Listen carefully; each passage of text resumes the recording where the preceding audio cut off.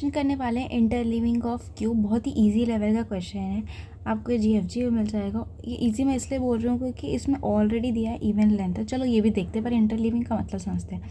तो आपको एक क्यू दिया है, क्यू, ठीक है। अब आपको क्या करना है, इसको हाफ पार्ट में डिवाइड कर देना है। तो हाफ पार्ट में डिवाइड करें तो 1 2 3 यहाँ आ गया, 4 5 6 यहाँ आ गया। मान लेते हैं Q1 और ये Q2 है, ठीक है। अब मान लेते हैं इसको करते करते ये एम्प्टी हो चुका है, इसको इधर बांटते बांटते ये एम्प्टी हो चुका। तो इसी क्यू में मैंने क्या किया, इंटरलीविंग का मतलब होता है फर्स्ट को उठाया, फर्स्ट को पुट किया, फिर यहाँ से सेकंड को उठाया, उसके बाद सेकंड को पुट किया, फिर यहाँ पे जो Q2 है यहाँ पे 2 पुट किया, फिर यहाँ से 5, फिर यहाँ से 3, यहाँ से 6। तो बहुत ही इजी है क्योंकि इसमें बोला इवन लेंथ का। तो आपको वो वाला केस नहीं हैंडल करना पड़ेगा कि जब हमको ऑड लेंथ दी हो। बट मैं आपको बोलूँगी अपनी अंडरस्टैंडिंग के लिए सिर्फ क्वेश्चन के उस तक लिमिट मत रखिए। इसको हम पूरा करेंगे, जब ऑड लेंथ वाला भी होगा तो भी मैं आपको बताऊँगी उसको कैसे करते हैं। ऑड लेंथ में ही आपका इवन लेंथ वाला ही कवर हो जाएगा। तो हम वो देखते हैं। सबसे पहले इसका बेसिक क्या है, बेसिक हमको क्या लग रहा है कि सबसे पहले हमको पता होना चाहिए इसकी लेंथ कितनी है, साइज़ कितना है, क्यू का साइज़ कितना है। तो हमको क्यू का साइज़ बताना चाहिए, है ना। फिर उस साइज़ से हम बांट देंगे, है ना। साइज़ के आधा कर देंगे, है ना। n में आ गए तो n/2 करके हम बांट देंगे। एक Q1 में इसको रख देंगे, एक Q2 में इसको रख देंगे, ठीक है। अब Q1 जो रहती है वो एम्प्टी हो जाएगी।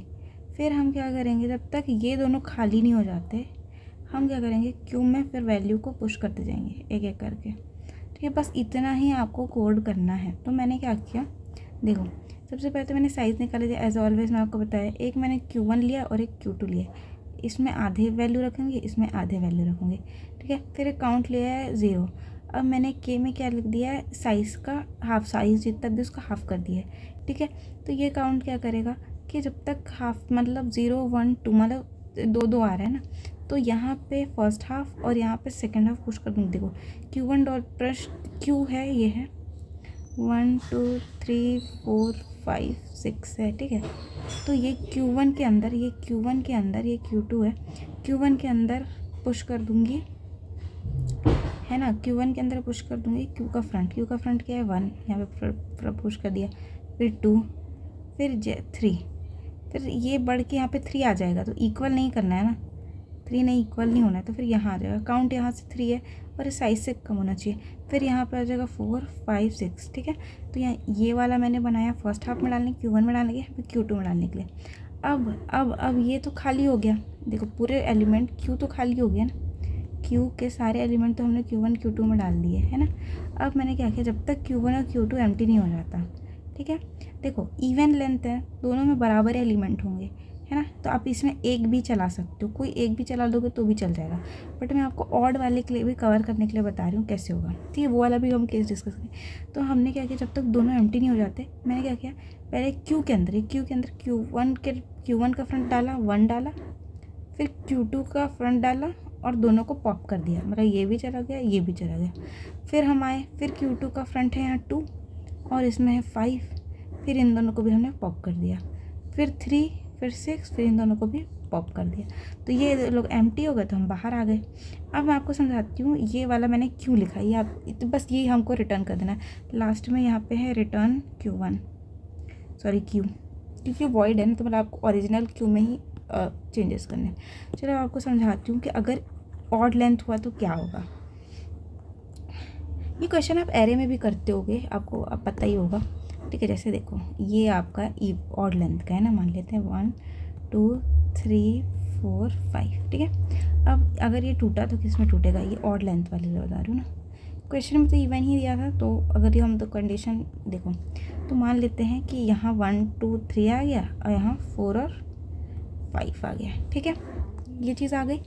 अब देखो क्या होगा, फिर हमने ये Q1 और Q2 है, ठीक है। तो वाइल मैंने वो कंडीशन लगाई ना कि Q1 dot empty and not Q2 dot empty.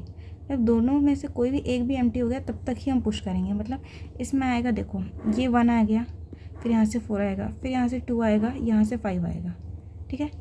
ये आ गया, 3 पे नहीं जा पाएगा ना, क्योंकि यहाँ तो है ही नहीं।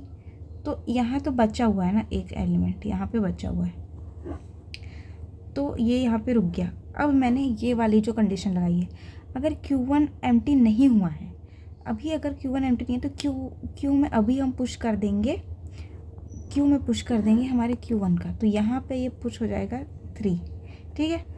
अगर मान लेते हैं कि किसी रीज़न से ये एम्प्टी नहीं है, यहाँ तो ये वाला कंडीशन फॉल्स होगा ना, क्योंकि ये तो एम्प्टी हो चुका है ना, Q2 एम्प्टी हो चुका है। पर किसी रीज़न से मान लो यहाँ पे एम्प्टी नहीं होता है, तो हम क्या करेंगे, वो मान लेते हैं कि यहाँ पे 2 एलिमेंट थे और यहाँ पे 3 एलिमेंट था।